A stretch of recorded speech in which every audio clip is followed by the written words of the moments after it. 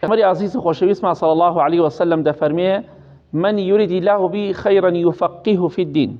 هەر کەسێک خوای گەورە خێر و چاکەی بۆی بوێت لە دینەکەی خۆی شارەزای دەکات.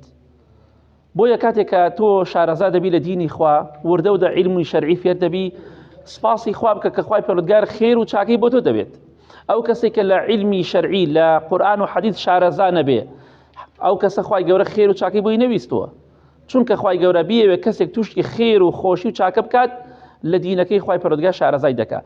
جا گەنجە خۆشەویستەکان، برا بەڕێزەکان، ئەم شوێنە ئەم ئەکادیمیای کە لە چەمچەماڵی سپاس بۆ خوای پەروەردگار شوێنێکە لەو شوێنانی کە دەتوانی عیلمی شەرعی لێوە فێر بی، ڕۆژانە وەرە شتێک فێر دەبی، چەند شتێک فێر دەبی، بە پشتیوانی خوای پەروەردگار بۆ قەبر و قیامەتت سود و قازانجی لێ وەردەگری، لە دینی خوا شارەزا دەبی، لە عەقیدە و بیر و باوەڕی خۆت شارەزا دەبی، لە ژیانی خواناسان پیاوچاکان شارەزا دەبی، لە قورئان و حەدیثی پێغەمبەری خوا صلی الله عليه وسلم شارەزا دەبی.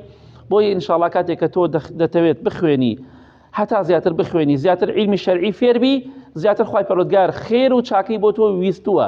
دەیەوێت خوای پەروەردگار خێر و چاکە زیاتر بڕژێنێ بەسەرتا. بۆیە ئەم فرسەتانە لەدەست خۆتان مەدەن، بە کەمی مەزانن، وەرن ئینشاءالله عیلمی شەرعی فێر بن، دنیا کۆتایی پێ نایە، ئیشی دنیا کۆتایی نایە. گرنگ ئەوەیە ئێوە لەگەڵ خوادا پەیوەندی خۆتان بە قووەت و بەهێزکەن.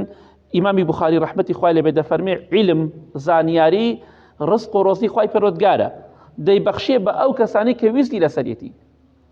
سپاسی خوا بکە کە خوای پەروەردگار عیلمێکی بە تۆ بەخشیوە، هەوڵ بدە زیاتر عیلم فێر بە، بۆی زیاتر لە خوای گەورە نزیک بیتەوە.